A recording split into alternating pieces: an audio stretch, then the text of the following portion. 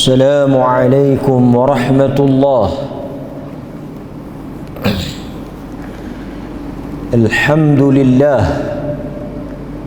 الحمد لله الذي أرسل رسوله بالهدى ودين الحق ليظهره على الدين كله ولو كره المشركون.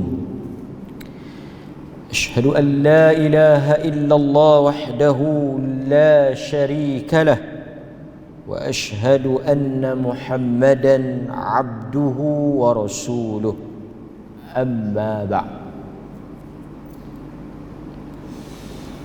Hadirin mukminin, tuan-tuan muslimin muslimat yang dirahmati dan diberkati oleh Allah Subhanahu wa taala, kita bersyukur kerana dalam keadaan yang tidak menentu ini kita masih lagi diberikan keizinan oleh Allah Subhanahu wa taala untuk kita mengimarahkan masjidnya dengan mendirikan salat jamaah, dan seterusnya kita mengisi ruang yang ada dengan kita mendengar sedikit daripada ilmu yang Allah Subhanahu wa taala rezekikan kepada kita. Malam ini kita akan mulakan siri yang pertama, mengenali para sahabat Nabi sallallahu alaihi wasallam, yang mana untuk kali ini kita akan mulakan dengan seorang sahabat yang paling dekat, paling hampir, akrab, yang menemani Nabi di awal perjalanan kehidupan Nabi sehinggalah ke saat-saat akhir kehidupan baginda Nabi sallallahu alaihi wasallam. Inilah insan yang sangat dicintai,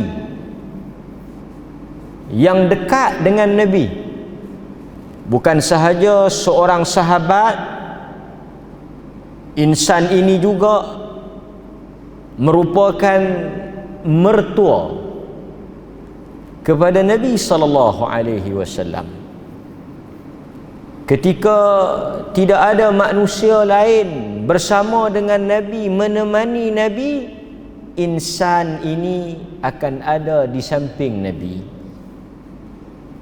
Manusia yang sedang kita bicarakan ini kita kenali dengan namanya Abu Bakar As-Siddiq radhiyallahu anhu. Nama sebenar Abu Bakar ni, kalau kita tengok di dalam riwayat hidupnya, kita sebut Abu Bakar As-Siddiq, gelaran yang tidak ada pada orang lain, gelaran yang diberikan sendiri oleh Nabi sallallahu alaihi wasallam, As-Siddiq. Seseorang yang bersikap benar, membenarkan. Namanya Abdullah bin Utsman. Nama Abu Bakar As-Siddiq Abdullah bin Utsman. Ayahnya Utsman juga dikenali dengan panggilan Abu Quhafah. Dan ayah dia ni masuk Islam tak? Masuk Islam. Lewat ketika peristiwa pembukaan kota Mekah, ayah dia Abu Quhafah masuk Islam. Agak lewat. Kita jarang dengar nama Abdullah bin Utsman, nama betulnya. Kebanyakan kita mungkin tak kenal nama betul dia. Tetapi kita sebut dengan panggilan Abu Bakar. Hadirin mukminin, Abu Bakar As-Siddiq radhiyallahu an merupakan daripada Quraisy, daripada suku kaum ataupun kabilah Quraisy, yang kita tahu Nabi juga daripada Quraisy.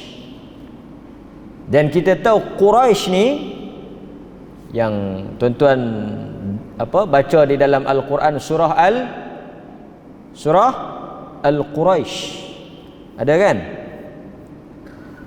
merupakan kabilah yang dianggap pemimpin kepada orang Arab. Jadi keturunan ataupun daripada bangsa Quraisy ni bangsa pemimpin, pembesar, bangsawan, golongan yang dianggap mempunyai kedudukan lah. Sebab itu Nabi pernah sebut a'immatu min Quraisy. Nabi pernah sebut hadis ni. Nabi kata a'immah, pemimpin hendaklah daripada Quraisy. Kerana pada masa itu orang Quraisy ni dianggap pemimpin, dianggap daripada kabilah yang ada kemuliaan lah. Jadi Abu Bakar ni daripada Quraisy juga. Itu yang kita nak sebut secara ringkas. Abu Bakar As-Siddiq radhiyallahu an, dia lebih muda daripada Nabi 2 tahun, tetapi dia wafat pada tahun yang sama umur dengan Nabi, iaitu dia meninggal pada umur 63 tahun. Sama dengan Nabi juga, wafat pada usia 63 tahun. Biografi dia secara nama, tarikh lahir, tarikh wafat secara detail ni tuan-tuan boleh tengok di dalam terjemah ataupun sirah dia secara detail. Saya akan sebut perkara-perkara yang besar saja berkaitan dengan Abu Bakar ni. Demikian sahabat-sahabat lain, kita ambil yang besar yang boleh jadi pengajaran untuk kita. Yang paling penting, Abu Bakar radhiyallahu an ini, Abdullah bin Utsman ni, digelar dengan gelaran As-Siddiq, yang mana gelaran ini diberikan sendiri oleh Nabi sallallahu alaihi wasallam. Siapa yang bagi gelaran panggilan As-Siddiq pada Abu Bakar ni? Nabi. Ini berdasarkan kepada hadis yang diriwayatkan oleh Al-Imam Al-Bukhari. Satu hari Rasulullah sallallahu alaihi wasallam pernah naik ke Gunung Uhud, Jabal Uhud, naik ke Bukit Uhud. Kemudian bukit itu bergoncang, bergerak. Lantas Nabi sallallahu alaihi wasallam bercakap dengan Uhud. Nabi mengarahkan Uhud. Nabi kata, "Uskut." Diam. Uhud, diam. Nabi kata, "Uhud, diam. Sesungguhnya di atas engkau sedang berdiri seorang Nabi, seorang As-Siddiq, dan 2 orang yang mati syahid." Nabi, As-Siddiq, Abu Bakar As-Siddiq, 2 orang yang mati syahid, yang mati dibunuh. Walaupun mereka tidak terkorban di dalam medan perang, tapi mereka mati dibunuh. Umar dan Utsman. Umar ditikam ketika salat dan Utsman dibunuh di dalam rumah dia oleh pemberontak yang masuk ke dalam rumah Sayyidina Utsman. Cerita panjang. Tetapi Nabi menyebut gelaran kepada Abu Bakar dengan sebutan As-Siddiq, seorang yang benar. Siddiq, lawan kepada kadhib, bohong, lawan kepada dusta. Kan? Juga tuan-tuan terkenal gelaran As-Siddiq dengan peristiwa Al-Isra wal Mi'raj, di mana ketika Nabi sallallahu alaihi wasallam dalam keadaan manusia menolak, manusia memberikan gelaran gila, tukang sihir, orang yang sakit dan sebagainya kepada Nabi.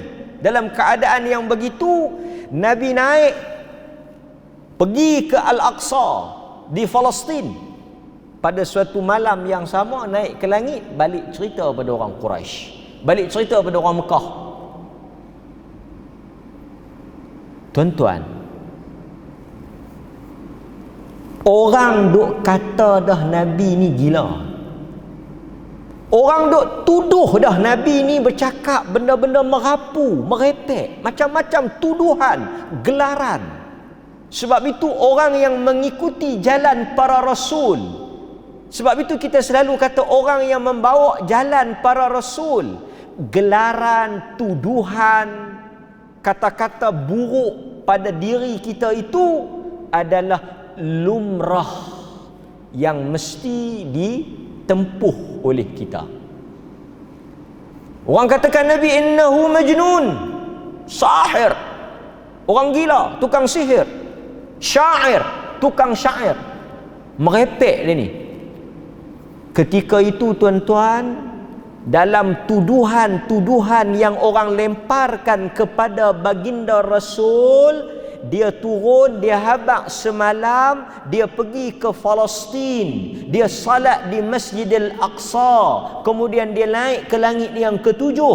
Ketika itu tuan-tuan, manusia bertambah apa? Bertambah apa? Tuduhan itu bertambah kuat. Orang kata, ish, dalam kita duk kata tu memang nampak dah.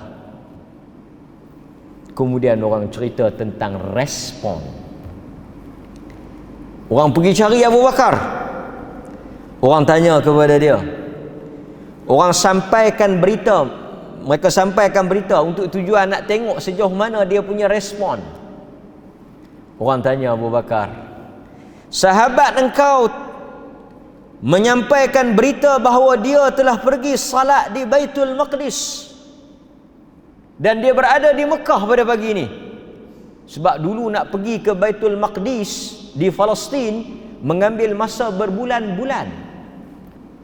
Memang ada orang pergi ke Palestin, ke Baitul Maqdis untuk perniagaan dan sebagainya, tapi mengambil masa berbulan-bulan. Tetapi Nabi dia kata semalam dia pergi, pagi ni dia duduk ada di Masjidil Haram. Macam mana orang nak percaya? Tapi tuan-tuan tengok respon dia. Abu Bakar bertanya kepada mereka yang menyampaikan berita itu, apakah benar Muhammad yang mengatakan hal tersebut? Betul ke Muhammad yang cerita dekat kamu? Yang dia kata dia pergi ke Aqsa, Baitul Maqdis dan pagi ni dia ada di sini. Dia ke yang cakap benda tu? Betul? Maka mereka mengatakan, ya, Muhammad yang cakap. Kemudian kata Abu Bakar As-Siddiq, kalaulah Muhammad itu mengatakan perkara yang lebih daripada itu, sesuatu yang lebih mustahil daripada itu, aku boleh membenarkannya, apatah lagi dengan perkara yang seperti ini. Tuan-tuan, kita kena duduk pada keadaan masa tersebut. Sekarang kalau orang tanya kita memang Muslim, kita memang dah lama dah Islam, iman kita pun dah kuat, dah memang kita mengaji Islam zaman sekarang ni dah kan, kita tengok dengan teknologi, kita rasa untuk nak kata Nabi tu betul, nak ikut Nabi. Pasal tu orang kata kalau duduk pada zaman Nabi, tentu orang kata kalau tentu lebih beruntung kalau kita hidup zaman Nabi, boleh jumpa Nabi. Tuan-tuan, tak ada jaminan orang yang bertemu dengan Nabi akan berada di pihak Nabi. Sebab itu kita walaupun tak bertemu dengan Nabi, walaupun kita tak berjumpa secara bersemuka, melihat batang tubuh Nabi sallallahu alaihi wasallam, tetapi yang lebih besar daripada itu, yang lebih utama apa dia? Kita beriman dengan apa yang dibawa oleh Nabi. Sebab tuan-tuan jangan lupa, pada zaman Nabi yang kuat, yang berkuasa, yang ramai bukan Nabi, tetapi orang yang lawan Nabi. Yang ramai masa itu bukan Islam, bukan pengikut Nabi Muhammad, bukan orang yang menerima ajaran Nabi Muhammad. Yang ramai musyrikin Mekah. Yang berkuasa musyrikin Mekah. Kita duk kata kita nak ikut Nabi Muhammad pasal kita duk ada zaman lah. Cuba kita duk zaman tu. Ada kebarangkalian untuk kita bersama dengan orang ramai. Pasal law pun duk kira orang ramai. Apa-apa nak buat pun orang ramai buat lagu mana? Orang kampung kita buat lagu mana? Law pun duk kira orang kampung lagi, law pun duk kira orang apa? Orang ramai lagi. Tambah zaman tu ruyuk awal lagi. Zaman tu, zaman Abu Bakar, zaman awal. Tuan-tuan, sekarang kita berada pada zaman Islam tersebar, Islam menang, Islam kuat, Islam ramai. Saya bagi contoh mudah ya. Tuan-tuan, dalam apa-apa benda pun, tuan-tuan setuju ke tak setuju? Tak semua boleh kata ramai orang dia tak akan bersama ketika susah. Ini perkara normal, perkara yang biasa. Orang akan bersama bila senang, bila ramai, bila kuat, bila menang. Itu tabiatnya. Dan Abu Bakar, hebatnya Abu Bakar, dia bersama ketika susah. Dia bersama ketika orang tolak Nabi. Dia bersama ketika orang mendustakan Nabi. Dia bersama dengan Nabi ketika Nabi mula-mula membawa ajaran ini. Ketika berada pada zaman kalah, lemah, dihina, dia duduk berdiri tegak di belakang Nabi. Masa tu orang yang benar-benar ikhlas saja boleh duduk. Abu Bakar ni hebat dia. Dia orang yang pertama menerima Islam daripada kalangan lelaki. Pasal tu tuan-tuan pun tengok kan, yang hebat ni kira orang awal lah. Yang main hujung-hujung ni mereka nak tumpang tuah ya. Dalam bab apa pun sama. Ini hebatnya Abu Bakar As-Siddiq radhiyallahu anhu. Kita tengok sikit apa yang menarik tentang Abu Bakar. Abu Bakar As-Siddiq radhiyallahu anhu termasuk daripada mereka yang awal memeluk Islam. Tuan-tuan, apa pun pasal itu dalam Quran dia kata as-sabiqunal awwalun. Islam yang paling hebat, yang paling besar, yang paling awal memeluk Islam. Itu ranking yang di kalangan sahabat. Di kalangan sahabat tuan-tuan, pasal itu orang tanya dekat Nabi SAW,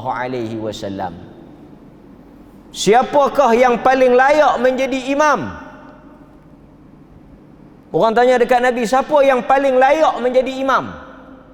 Imam di dalam salat. Imam di dalam salat ni dia merupakan lambang kepada kepimpinan orang Islam.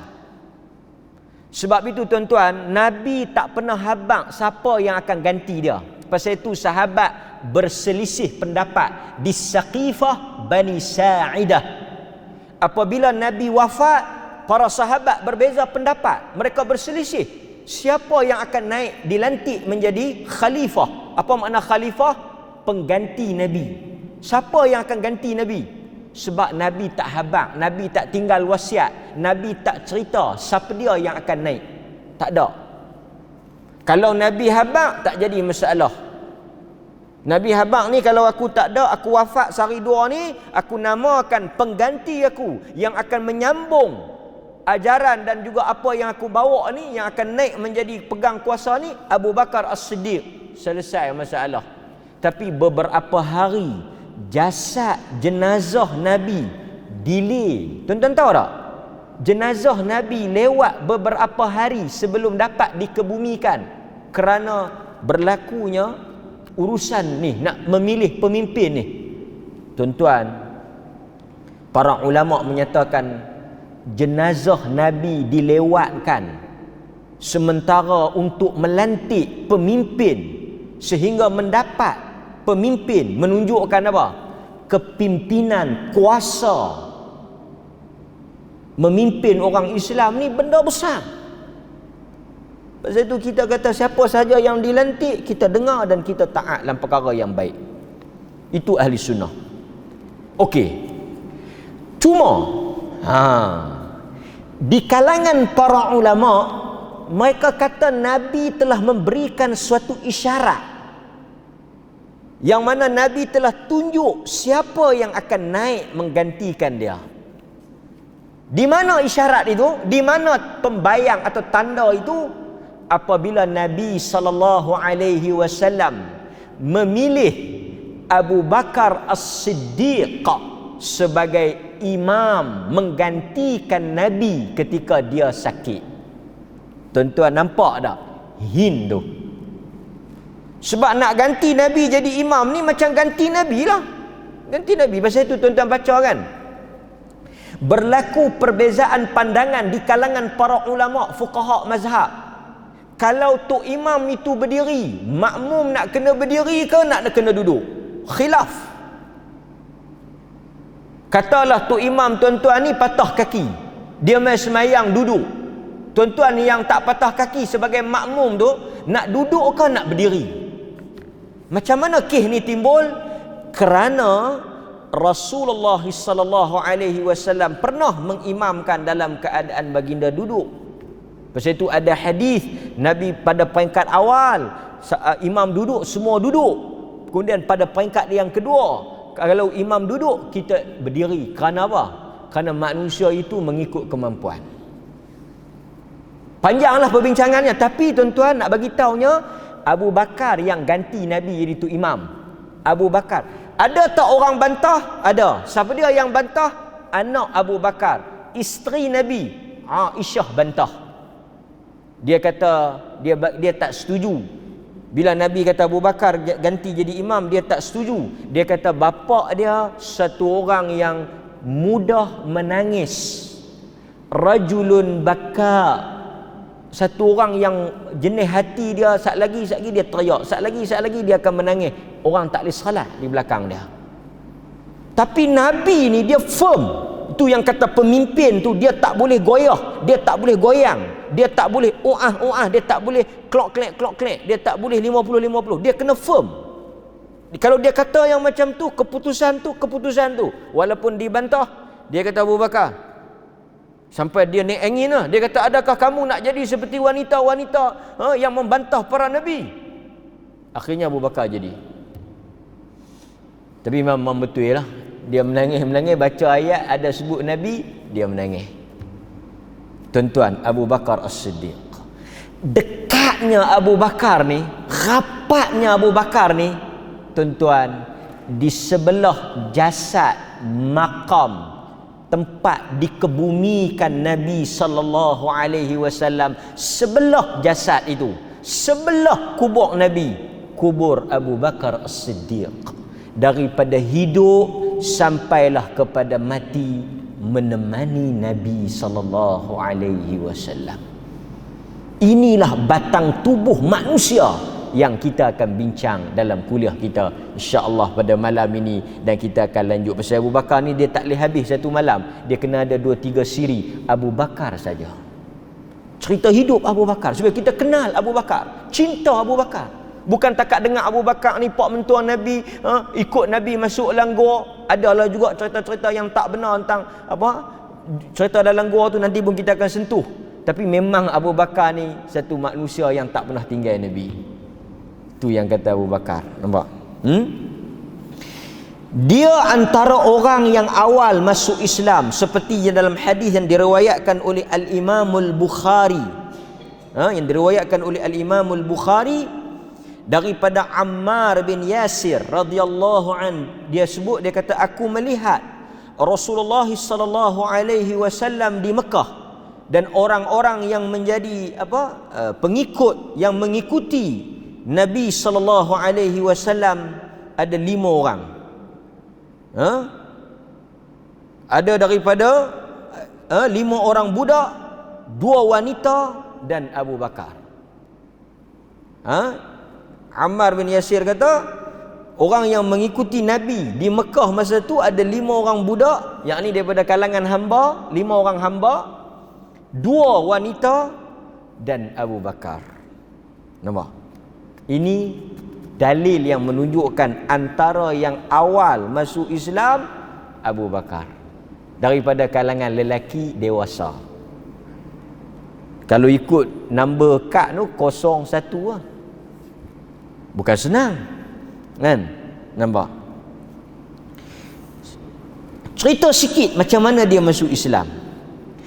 Apabila tersebar bahawa Nabi telah menyampaikan risalah yang mengatakan dia dilantik menjadi utusan Allah, dia dilantik membawa agama, kan? Maka ketika itu Abu Bakar datang pergi jumpa dengan Nabi. Abu Bakar kata, benarkah apa yang disebut oleh kaumku dan kaummu, bahawa engkau mengatakan engkau adalah utusan Allah, nabinya? Nampak? Dia pergi tanya Nabi. Lalu Nabi jawab, benar. Sesungguhnya aku adalah utusan Allah dan nabinya. Allah mengutusku untuk menyampaikan agamanya, mengajak engkau mengikuti agamanya yang benar. Nabi ajak Abu Bakar. Apa jawapan Abu Bakar? Kita kalau tuan-tuan bayang, ini cerita awal Islam ni, mula-mula sekali Nabi cerita ni, pioneer awal ni, kira founder lah. Kita masa tu tak tahu mana mesti kita akan kata nanti balik fikir dulu Ustaz. Macam-macam kepentingan kita fikir. Kalau ikut Nabi tuan-tuan, ikut ajaran Nabi, bermaksud kena tinggalkan ajaran nenek moyang, kena tinggalkan kaum masyarakat masa tu, kena lawan masyarakat masa tu, kena menongkah arus. Masa tu siapa ikut Nabi kira keluar daripada kaum tu, habis Tuan-tuan, ini bukan keputusan kecil, keputusan besar ni, nak masuk Islam ni. Dia tak fikir walaupun sehari, dia tak fikir walaupun sejam, terus dia jawab, demi Allah, aku tidak pernah menyaksikan engkau berbohong. Engkau layak untuk dilantik menjadi Rasul kerana engkau adalah orang yang menyambung tali silaturrahim, senantiasa membantu orang yang lemah. Hulurkan tangan engkau, aku akan berbai'ah dengan engkau. Terus dia masuk Islam, Abu Bakar. Ini yang kata manusia yang pertama menerima ajakan Nabi. Nampak? Kemudian Nabi sendiri cerita. Nabi cerita tentang Abu Bakar ni. Nabi kata apa? Tidak ada orang yang aku ajak mereka ke dalam Islam melainkan kesemuanya ragu-ragu dan takut. Ni Nabi yang sebut. Nabi kata tak ada orang yang aku ajak masuk Islam, yang aku dakwah mereka, yang aku seru kepada agama ini, melainkan mereka akan takut, mereka risau, mereka syak, mereka fikir panjang. Tuan-tuan, awal ni, benda awal ni. Lah kalau kita pergi ajak orang masuk Islam pun, kan, bukan kerja senang. Nabi kata kecuali seorang manusia sahaja yang apabila aku menyampaikan kepadanya agama ini dan aku mengajaknya kepada agama ini, terus dia menyahut dan menerima tanpa ada ragu-ragu, dialah Abu Bakar As-Siddiq. Hadis Bukhari. Nabi kata dia seorang je yang tak syak dan tak tolak masa awal-awal tu. Di mana lagi kita nak letak Abu Bakar ni? Nampak? Mai kemudian ni, yang lepas daripada peristiwa pembukaan kota Mekah yang ramai masuk tu, yang tu dah zaman menang, dah zaman Nabi berkuasa, dah zaman Mekah jatuh, dah zaman naik dah, Fathu Mekah. Masa tu yang tuan-tuan baca, idza jaa nasrullahi wal fath wa ra'aitan nasa yadkhuluna fi dinillah afwaja. Manusia masuk dengan beramai-ramai. Tu bila tu? Pembukaan kota Mekah. Masa tu kita tak boleh baca. Dah menang, semua orang akan sokong. Dah menang, semua orang akan masuk. Dah menang, semua orang akan terima. Ni masa awal ni, yang betul-betul pejuang awal ni. Ini yang berlaku kepada Abu Bakar As-Siddiq. Dan bukan setakat dia masuk Islam duk sengap-sengap. Ini juga kita kena tiru sikap Abu Bakar ni. Di tangan dia telah Islam 30 orang. Ini sikap. Tuan-tuan, dia masuk Islam tak dan berapa hari, tak dan berapa lama, tak dan berapa tahun, dia telah berjaya tarik orang memeluk Islam 30 orang. Pasal itu di kalangan para ulama kita kena tanya diri kita, saya dan tuan-tuan kita kena tanya ni, saya dan tuan-tuan kita kena tanya ni. Termasuk tuan-tuan yang duduk di dalam masyarakat ni kena tanya, sebagai imam ke, sebagai jawatan kuasa karyah ke, jawatan kuasa kemajuan kampung ke, sebagai pemimpin masyarakat ke, sebagai orang tak kira lah siapa lah, berapa ramai yang telah tuan-tuan bawa kepada Islam. Tak payah yang kafir nak masuk Islam tu susah lah kan. Yang Islam nak pergi menjadi orang yang beriman. Tu kita kena fikir.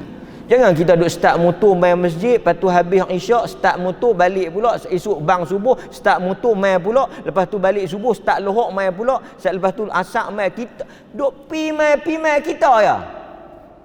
Tak ada siapa yang kita tarik main. Tuan-tuan kena tarik orang main masjid. Tanggungjawab tuan-tuan. Anak qaryah ni, masjid ni malam ni semua anak qaryah. Tuan-tuan kena tanya, batu dua ni besar. Bagi tahu dekat mereka, mari ke masjid. Masjid milik semua. Masjid bukan milik parti politik.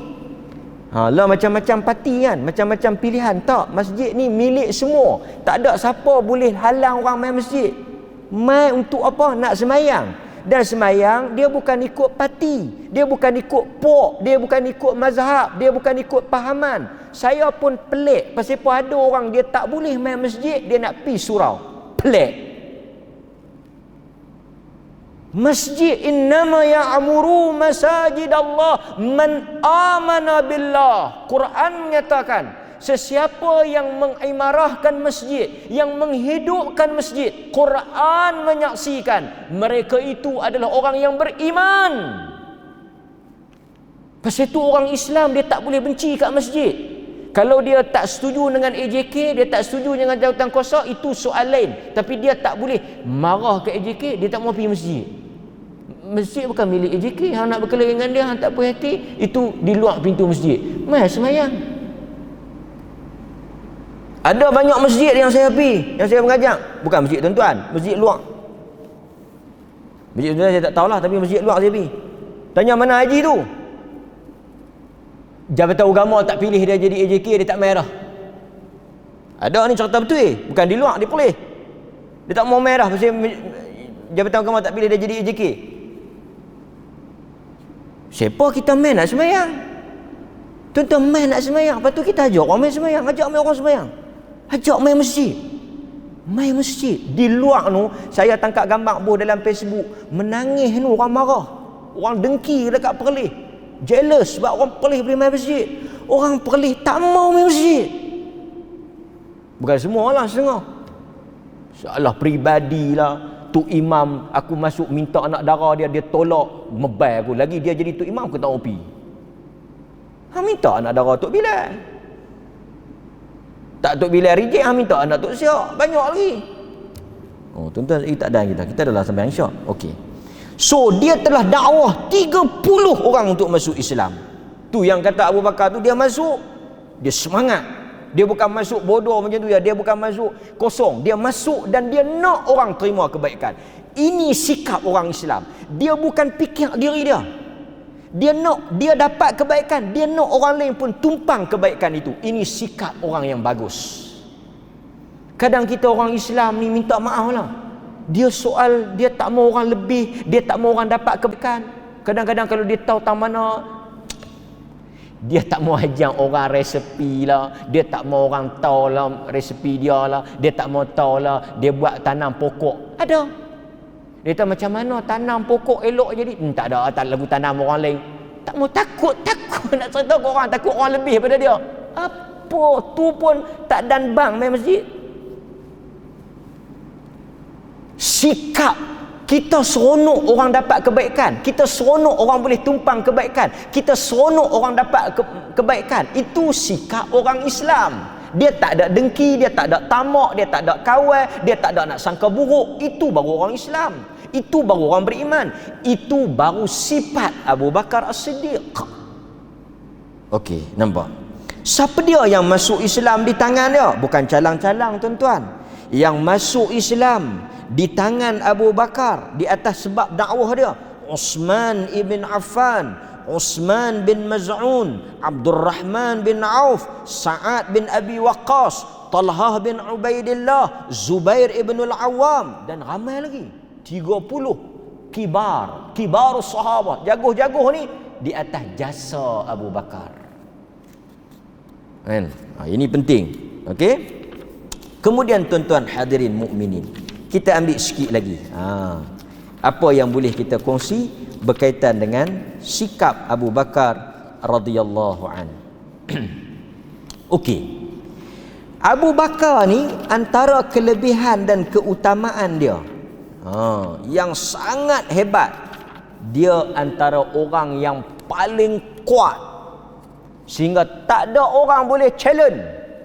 Tuan-tuan baca Abdul Rahman, tuan-tuan baca Sa'ad, tuan-tuan baca ni sahabat-sahabat yang dermawan ni, semua tu di bawah Abu Bakar. Di bawah Abu Bakar. Nampak? Antara cerita yang tuan-tuan bisa dengar pasal Abu Bakar ni apa dia? Sikit saya masuk. Ada lagi, ada satu dua. Kisah Abu Bakar bersaing dengan Umar. Yang ni kita boleh nak bersaing, nak berdengki. Tapi jarang orang kita nak berdengki dalam bab ni. Nabi kata la hasada illa fi ithnatain. Tidak boleh kamu berdengki, tak boleh ada hasad. Nabi kata la hasada, tak boleh hasad, tak boleh ada dengki. Illa fi ithnatain, kecuali di dalam dua urusan. Dalam dua urusan. Yang pertama apa dia? Yang pertama, rajulun atahu Allahul ilm wa rajulun atahu Allahul mal. Orang yang Tuhan bagi ilmu, kamu dengki dekat dia, dengan orang yang Allah bagi harta, kamu dengki pada dia. Umar dengki pada Abu Bakar kerana Abu Bakar ni setiap kali dia sedekah, dia yang paling banyak. Satu hari Umar telah azam bawa separuh harta dia nak pergi sedekah sebab dia rasa tu banyaklah. Cerita ni selalu saya baca kat tuan-tuan. Ingat tak? Lepas tu tuan-tuan, apa berlaku, dia pun bawa, dia serah dekat Nabi. Dia tanya, Nabi tanya dia, Umar tanya Umar, kau bagi banyak ni, banyak mana lagi ada dekat engkau? Dia kata, banyak yang aku bagi ni, banyak itulah aku simpan. Maksudnya 50 lah. Separuh dia bagi, separuh dia simpan. Sama. Kalau dia ada 1,000, dia bagi 500, dia sedekah 500, dia simpan 500. Kita kebanyakan paling kuat pun tara ni lah. Kan? Ataupun dia kalau dia nak sedekah, dalam pakit dia ada 100, RM1. Kalau dia bagi RM1, artinya dalam pakit dia ada 100. Kalau dia bagi RM10, dalam pakit dia mungkin ada 10,000 atau 1,000. Jarang orang ada RM10 pergi bagi RM1, tuan-tuan. Jarang. Melainkan dia kena Covid lah. Dia kena Covid, dia fikir ni semua untuk sihat kan. Pasal ada orang kata kita bila sedekah kita nak sihat. Kita sedekah ikhlas, Allah Ta'ala akan bagi sihat insya-Allah. Bagi. Mari Abu Bakar As-Siddiq radhiyallahu anhu. Mari Abu Bakar As-Siddiq. Dia bagi. Nabi tanya macam Umar, banyak mana kau ada? Dia kata Allahu wa Rasul. Dia kata yang ada, yang tinggal dekat dia, tuan-tuan, banyak mana?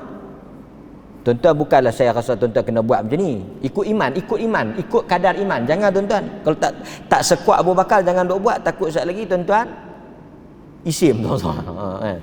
Duk pergi bercakap dengan kucing pula. Okey. Dia kata apa? Dia kata yang tinggal kepada aku Allah dan Rasul. Artinya apa? Semua dia bagi. Umar kata mulai daripada hari ini aku memang tak boleh lawan, tak boleh beat. Orang putih kata tak boleh beat, tak boleh challenge dah Abu Bakar, dia akan menang. Umar bagi 50, dia bagi habis 100. Itu Abu Bakar. Sebab itu saya nak cerita dekat tuan-tuan, dialah sahabat yang telah membeli Bilal. Tuan-tuan dengar kan, Bilal kena letak batu Ahad, Ahad, Ahad. Seksa punya teruk. Bilal ni hamba orang kulit hitam, negro, dia negro, orang kulit hitam. Pasal tu bila dia naik azan, dia pijak Kaabah tu, dia naik atas Kaabah tu, dia pijak. Arab musyrikin Mekah kata apa? Aku tak sangka aku boleh hidup tengok kulit hitam ni naik pijak Kaabah untuk azan. Aku tak sangka aku boleh hidup untuk tengok negro ni naik. Tapi Islam tuan-tuan, dia tak pandang warna kulit. Mulia Bilal. Nanti kita cerita Bilal lah. Sampai masa cerita Bilal pula. Tak mati lagi, tapak kaki duk ada di syurga dah. Sakan. Okey, sambung. Satu hari tuan-tuan kita cerita, Abu Bakar As-Siddiq berjalan dan dia menyaksikan apa yang dilakukan oleh Umayyah, tuan Bilal. Lalu dia menegur Umayyah. Dia kata, tidakkah engkau takut kepada Allah dengan menyeksa orang yang lemah ini? Dia tegur. Lalu apa? Umayyah kata, kalau kau nak selamatkan dia, kau tebus dia. Kita pendekkan cerita. Kemudian Abu Bakar kata, saya ada hamba yang lebih kuat, lebih hebat daripada Bilal. Kita tukar. Pasal apa? Bilal ni Islam, lekeh, tak hebat. Bawa mai dia kat aku. Hang ambil hamba aku, dia agama macam hang, dia lebih kuat daripada Bilal. Mai kita tukar. Umayyah setuju. Kan? Dan tuan-tuan, tapi dia kena bayar juga. Abu Bakar bayar harga Bilal tu untuk merdeka, untuk ambil dia tu dengan lebih kurang lah. Dia punya ukuran dia 150 gram emas. 150 gram emas.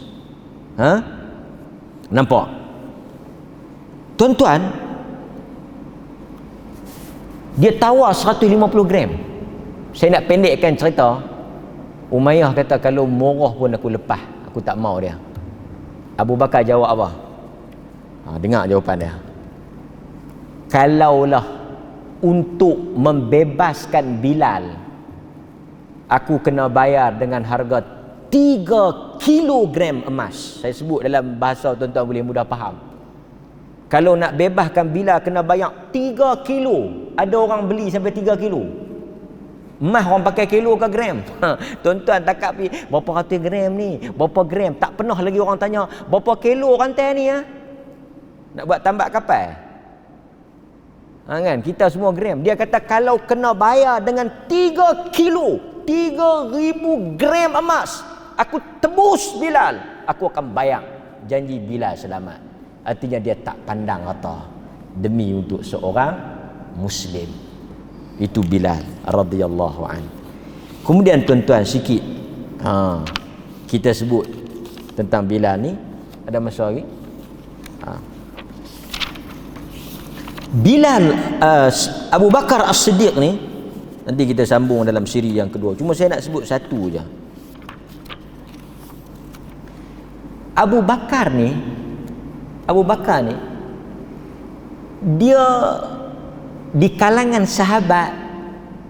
sahabat-sahabat Nabi ni, dia semua dia macam lengkap tau. Umar, orang yang tegas, bengis, orang yang garang lah, orang yang jenis apa, gagah perkasa ni, jenis keras ni. Abu Bakar orang yang lembut. Abu Bakar ni orang yang lembut, orang yang pemalu. So sebab itu Nabi ni, dia sahabat dia macam seimbang. Ada yang tegas, ada yang lembut.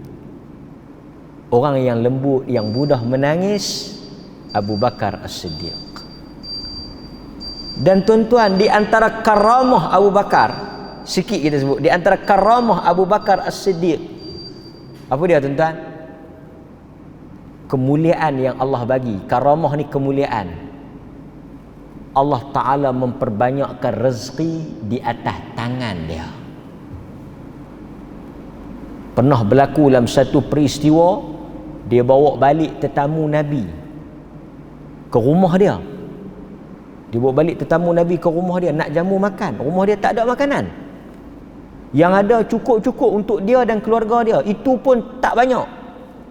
Tetapi dia punya semangat, hati dia ni memang suka sedekah, memang lembut, memang orang yang raikan Nabi. Nabi kata, siapa yang nak ambil tetamu dia balik?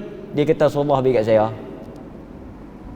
Akhirnya Allah Ta'ala ganti rezeki dia banyak daripada yang asal, sehingga dia tak sangka. Itu karamah yang Allah jadikan. InsyaAllah dalam siri yang kedua kita akan sambung lagi beberapa cerita yang menarik tentang Abu Bakar As-Siddiq radhiyallahu an, sahabat yang dekat dengan Nabi sallallahu alaihi wasallam. Sallallahu ala nabiyyina Muhammad wa ala alihi wa sahbihi wasallam. Walhamdulillahi rabbil alamin. Assalamualaikum warahmatullahi wabarakatuh.